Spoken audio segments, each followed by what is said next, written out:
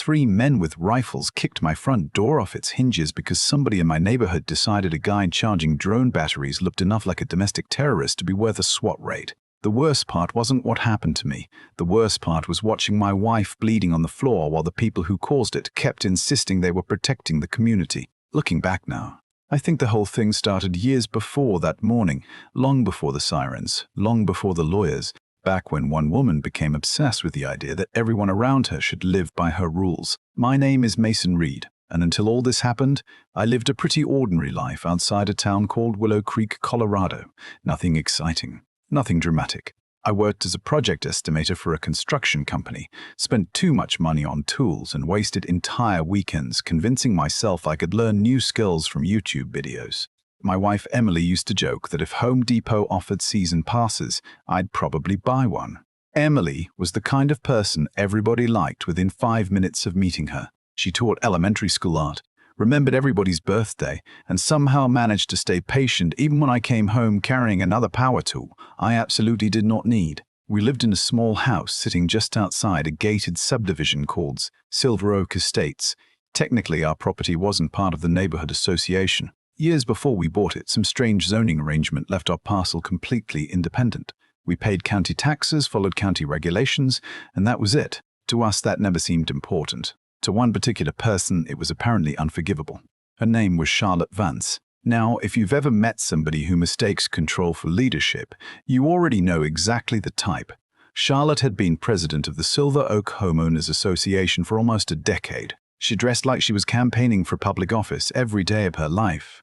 Perfect hair, perfect smile, perfect little speeches about community standards. The first time she showed up at our house, she didn't even introduce herself properly. She walked across our yard while I was installing solar panels and stood there with her hands folded. "Those are certainly visible," she said. I laughed because I thought she was making a joke. She wasn't. The homes inside Silver Oak follow architectural consistency guidelines. I pointed toward the property marker. "Good thing we're not inside Silver Oak." The smile stayed on her face. Her eyes didn't smile back. That should have been my warning. After that, strange things started happening. Letters appeared in our mailbox, not official county notices. HOA notices. One complained about the color of our fence. Another claimed my workshop created visual clutter. One letter actually suggested Emily's flower garden reduced neighborhood harmony. Emily stuck that one on the refrigerator and wrote "Most Wanted Flowers" across the top with a red marker. For a while, we treated everything like a joke. Honestly, what else could we do? Every few weeks another complaint arrived. Sometimes Charlotte delivered them herself. She always used the same voice, soft and polite, like somebody reading bedtime stories. Communities function best when everyone participates. Standards protect property values. Neighbors should support collective goals. Every sentence sounded reasonable until you realized what she was actually saying. "Do what I want." One afternoon she showed up while Emily was watering flowers. I was replacing boards on our deck. Charlotte stood at the edge of the property line and smiled. "You know, most people eventually realize cooperation makes life easier." Emily smiled right back. "Funny. Most people eventually realize boundaries make life easier." I nearly fell off the ladder trying not to laugh. Charlotte didn't appreciate it. From that day forward, things escalated. A few months later, she filed a zoning complaint against my detached workshop. According to her, the structure disrupted neighborhood sightlines. I still don't know what that means. The county inspector showed up, looked around for 10 minutes, and basically told us everything was perfectly legal. Case closed. Charlotte didn't stop. Then came another complaint, then another, then another. At some point, it became obvious this wasn't about rules anymore. It was personal. The strange thing is, people inside Silver Oak weren't bad people. Most of them were normal families trying to live their lives. A lot of them quietly admitted Charlotte had become impossible to deal with. Nobody challenged her publicly, though, because challenging Charlotte meant becoming her next project. One neighbor named Greg told me that over a beer one evening, "People don't fight her anymore," he said. "They just wait for her to pick a different target." That stuck with me, because that's exactly what was happening. We were the target, and unlike everybody else, we couldn't simply comply. We weren't members. We had nothing to comply with. That drove her crazy. About a year before the raid, Charlotte filed a lawsuit claiming our workshop violated community planning objectives. The judge dismissed it so quickly the hearing barely lasted 20 minutes. I still remember walking out of the courthouse feeling relieved. Charlotte came out a few minutes later. She stopped beside me. Not angry, not yelling, just smiling. That same smile. "You should understand something, Mr. Reed." I turned toward her. "What?" "People who refuse to become part of a community usually regret it eventually." Then she walked away. At the time, it sounded dramatic, like something a frustrated HOA president would say after losing in court. I wish that's all it had been, because 6 months later, on a quiet Tuesday morning, I woke up beside my wife, thinking about absolutely nothing important. Emily was already in the kitchen making coffee. The smell drifted through the house. I remember hearing her humming while scrolling through recipes on her phone. Just ordinary life. The kind of moment nobody notices while it's happening. I walked into the kitchen half asleep. She handed me a mug. I took one sip and made a face. "This coffee tastes like somebody burned a forest." She grinned. "Yet somehow you keep drinking it." I kissed her forehead. "If I die today, clear my browser history." She rolled her eyes. "Mason, your browser history is literally tools, barbecue videos, and drone parts." Those were the last normal words we exchanged before everything changed. About 20 minutes later, I was in the shower when I heard pounding. Heavy pounding. At first, I thought somebody had hit the front door by accident. Then it happened again. Louder, harder. I shut off the water. The house suddenly felt wrong. Then came shouting. A man's voice. Another voice. Emily yelling something I couldn't make out, and then a sound so violent it seemed to shake the entire house. Wood splintering, glass breaking. The unmistakable sound of a door being destroyed. For a second, I honestly thought criminals were breaking in. I grabbed a towel and ran into the hallway. What I saw next is something I still replay in my head years later, because lying on the floor near the living room entrance was my wife, and there was blood. For a second, my brain refused to process what I was looking at. Emily was on the floor beside the coffee table, one arm trapped awkwardly underneath her body. Blood ran from a cut above her eyebrow and down the side of her face. She looked stunned, confused, like she couldn't understand how an ordinary Tuesday morning had somehow turned into a nightmare. Then I saw the rifles. 3 men in tactical gear stormed through my living room with weapons raised, moving like they were clearing a terrorist compound instead of a small family home. One of them spotted me immediately. "Get on the ground." I froze. Not because I wanted to, because nothing made sense. I was standing there barefoot, dripping water onto the hardwood floor, wearing nothing but a towel, while strangers pointed rifles at my chest and screamed commands. Emily tried to say my name. It came out weak, scared. That sound hit me harder than anything else. I took one step toward her. Big mistake. A second later, I was slammed face first into the floor so hard my teeth cracked against the tile. Pain exploded through my jaw. Hands grabbed my arms. Knees pinned my back. Somebody shouted directly into my ear. "Where are the devices?" I actually thought I'd misheard him. "The what?" "The devices." "What devices?" Nobody answered. Instead, they started tearing through the house. Drawers dumped onto the floor, cabinets ripped open, pictures knocked from walls. One officer kicked open the garage access door while another searched closets. The entire thing felt unreal, like watching somebody else's life. Emily was still lying there, still bleeding, still trying to understand what was happening. Then I heard another officer yell from a garage, "Nothing here." A few seconds later, somebody else answered, "Keep looking." I twisted my head enough to see through the doorway. My garage looked exactly the way it always looked. Drone batteries, power tools, wood scraps, soldering equipment, half-finished projects, a workbench covered in coffee stains, basically every hobby I've ever abandoned halfway through. Not exactly the headquarters of an international criminal organization. Then everything changed. One officer walked deeper into the garage. Another followed. There was silence for a few seconds. Then somebody spoke, not loudly, not confidently, quietly. Sergeant?" Another voice answered. "What?" "This doesn't look right." The house suddenly became very quiet. Then somebody asked the question. The question that still makes my blood boil every time I think about it. "You sure this is the correct address?" Nobody answered immediately. That silence told me everything. They knew. Maybe not all of them, but somebody knew. Something was wrong. Emily let out a painful gasp. I looked toward her. Her wrist looked badly damaged. The overturned coffee table had partially landed on her during the entry. Blood continued dripping onto the floor. "She needs help," I yelled. Nobody moved. "She needs a medic." Finally, someone called for medical support over a radio, not because they suddenly cared, because they realized they had a problem. A very public problem. The paramedics arrived about 10 minutes later. 10 minutes. It felt like 10 hours. By then, the tactical team had already begun backing away from the disaster they created. Nobody apologized. Nobody explained anything. One officer actually stepped over shattered family photographs while avoiding eye contact. I don't know why that bothered me so much. Maybe because it perfectly captured the whole situation. We weren't people. We were paperwork. Emily squeezed my hand while paramedics loaded her onto a stretcher. Her voice barely rose above a whisper. "Mason, what did we do?" I had no answer. At the hospital, we spent hours moving between doctors, nurses, scans, and paperwork. Emily had a concussion, a fractured wrist, 12 stitches above her eye. The doctors expected a full recovery physically. Mentally was another story. Late that afternoon, a county official finally arrived. Deputy Director Russell Kane, mid-50s, expensive boots, professional smile, the kind of guy who looked like he spent half his life explaining disasters he didn't personally cause. He introduced himself and sat across from me in a small consultation room. "Mr. Reed, there was a credible report regarding possible explosive manufacturing activity at your property." I stared at him. Then I laughed. Not because it was funny, because it was so unbelievably stupid. "Explosive manufacturing?" He nodded. The report included suspicious electrical equipment, chemical concerns, and potential surveillance infrastructure. I blinked.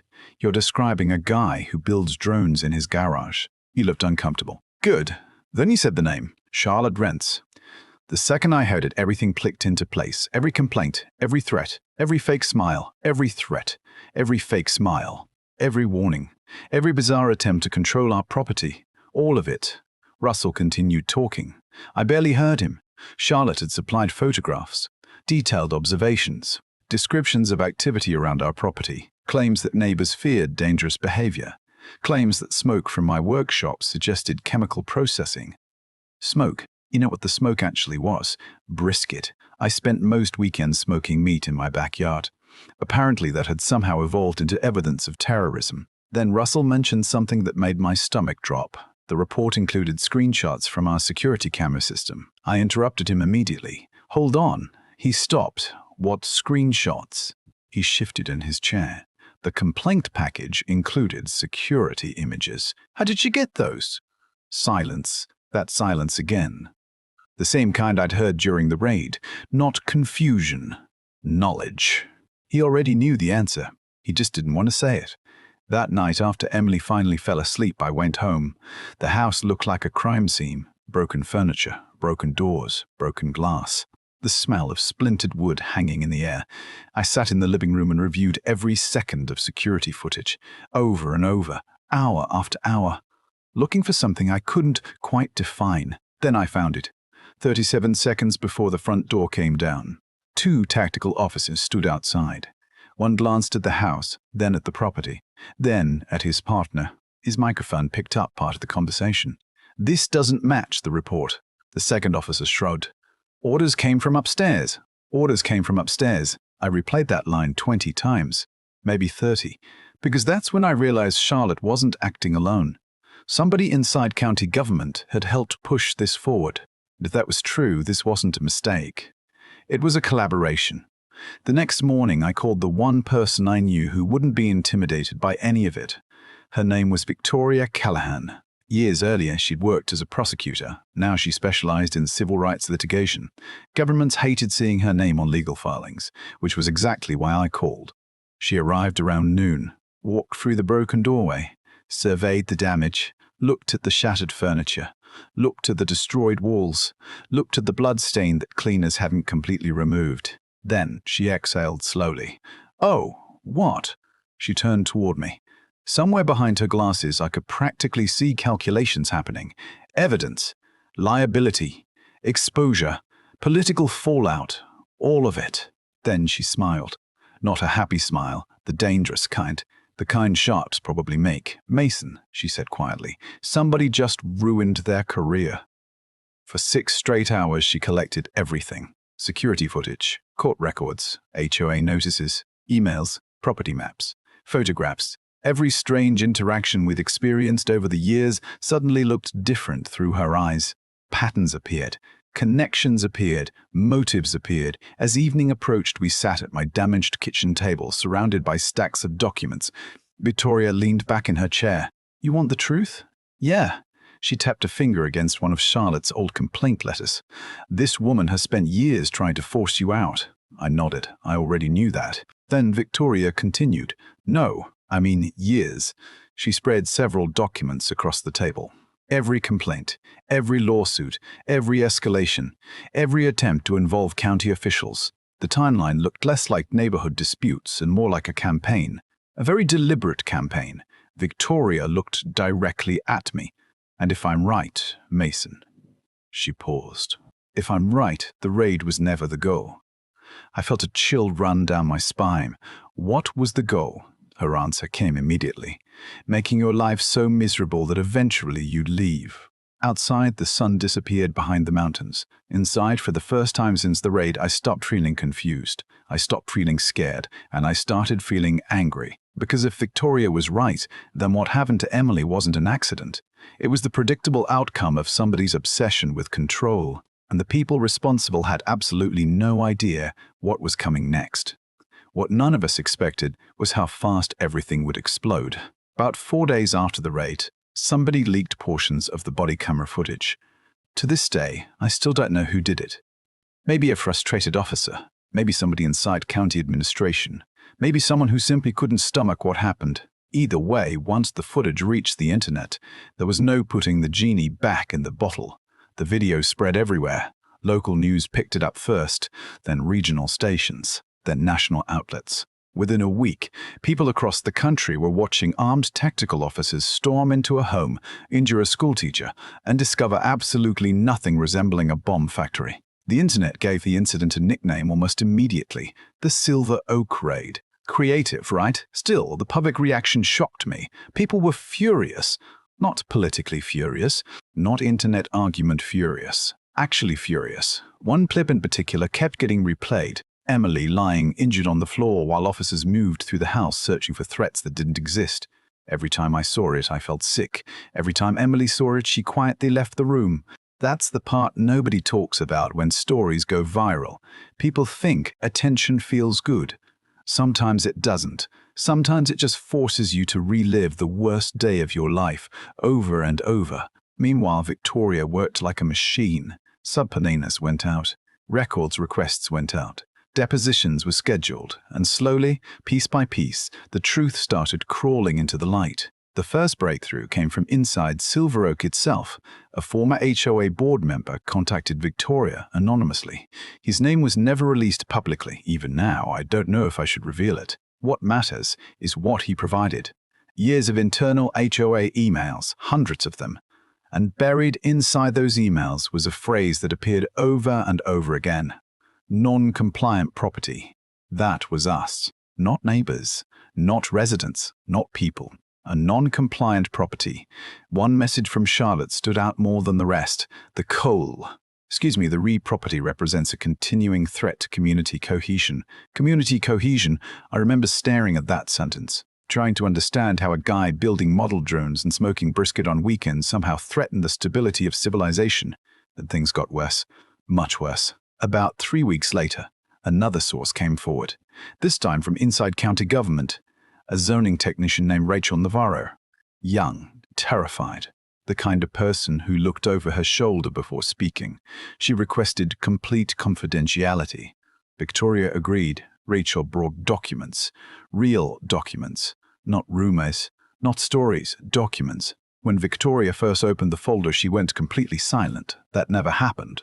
Victoria always had something to say. This time she just stared. Then she looked up at me. And for the first time since I'd met her, she looked genuinely shocked.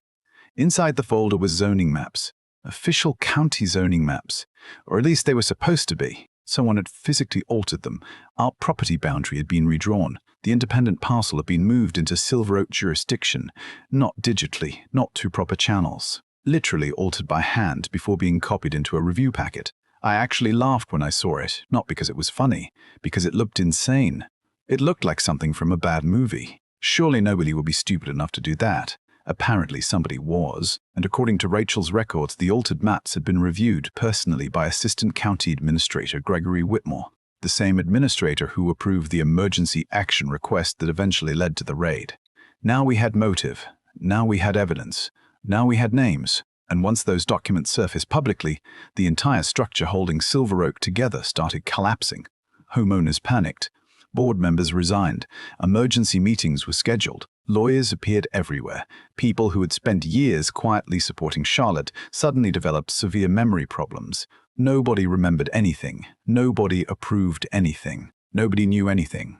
Funny how that works. Charlotte herself vanished for almost a week. No public appearances, no statements, nothing. Then she finally released a video. I watched it once. That was enough. She sat in an expensive living room wearing pearls and talking about difficult decisions made in the interest of community safety. Community safety. Emily watched about 30 seconds before turning it off. I almost died. That was all she said. And honestly, that was all that needed to be said. The comment section handled the rest. Months passed. Investigations expanded. Depositions began. And if you've never watched an arrogant person slowly realize they're losing control, let me tell you something. It's fascinating. Charlotte walked into her deposition looking exactly like she always had.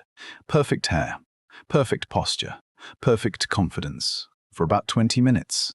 Then Victoria started asking questions. Simple questions, specific questions, questions supported by documents, questions supported by emails, questions supported by witness statements. The confidence started cracking. Slowly. Then, all at once. At one point, Victoria slid a document across the table, a document labeled Community Compliance Escalation Strategy. I still remember Charlotte's face when she saw it. Not fear, recognition. The document outlined methods for applying coordinated pressure against properties beyond HOA authority. There were 5 addresses listed. 5. Ours sat at the top, highlighted. Victoria adjusted her glasses. Mrs. Vance, can you explain the meaning of the term neutralization target? The room became very quiet. Charlotte shifted in her chair. It's being taken out of context. Victoria nodded. What context would improve it? No answer. A few pages later, another email appeared, then another, each one worse than the last. The deposition ended with Charlotte looking nothing like the woman who had spent years intimidating neighbors. For the first time, she looked small. And once criminal investigators obtained the same records, everything accelerated. Gregory Whitmore resigned before formal termination proceedings could begin. Multiple internal investigations opened. State authorities became involved. Then came the moment everyone had been waiting for. Charlotte Vance was arrested. Not dramatically, not in handcuffs surrounded by helicopters, just outside a rental cabin about 90 miles away. But the footage still spread everywhere. People watched it millions of times. What struck me wasn't fear. She didn't look scared. She looked offended. As if consequences were somehow inappropriate. As if everyone else had misunderstood the situation. The lawsuits eventually ended. The county settled. Insurance carriers settled. The remains of the HOA settled. The financial outcome changed our lives. But people always ask the wrong question afterward. Was the money worth it? No. Absolutely not. Money fixes bills. It doesn't fix trauma. It doesn't erase memories. It doesn't make your wife stop flinching every time someone knocks unexpectedly on the door. For months, Emily struggled. She barely slept. Loud noises startled her. Sometimes I'd wake up in the middle of the night and find her sitting quietly in the kitchen, staring into the dark. One night I found her holding one of my old hoodies. She looked embarrassed. I don't know why I'm doing this. I sat beside her. Neither of us spoke for a while. Finally, she said something I'll never forget. The house doesn't feel safe anymore. That sentence hurt more than the raid. Because homes are supposed to be the safe place, the place where the world stays outside, and ours had failed. Or at least it felt that way. So I rebuilt everything. New doors, new cameras, security glass, motion lights, better locks. At one point, Victoria joked that our property had more surveillance than a casino. Maybe she wasn't wrong, but eventually something changed. Very slowly. Emily started painting again. At first the paintings were dark, chaotic, sharp angles, storm clouds, broken shapes. Then, little by little, color returned. Sunflowers, open fields, mountain skies, morning light. Healing doesn't happen all at once.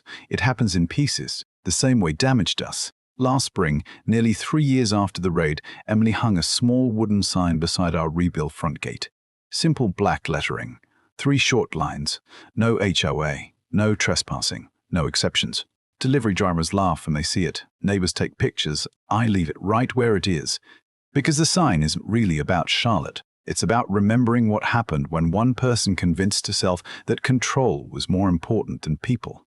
And honestly, that's the part that still keeps me thinking. Did Charlotte ever truly believe she was protecting her community, or did she simply hate the idea that somebody could live outside her authority?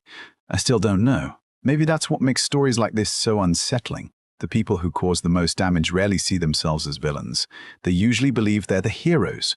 And that's exactly why I want to hear from you.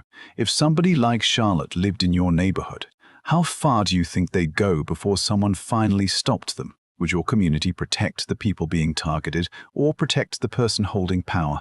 Let me know down in the comments. And if you've ever dealt with an HOA, local official, or anyone who thought rules mattered more than common sense, share your story too. Because sometimes the most dangerous people aren't criminals. Sometimes they're the ones convinced they're helping.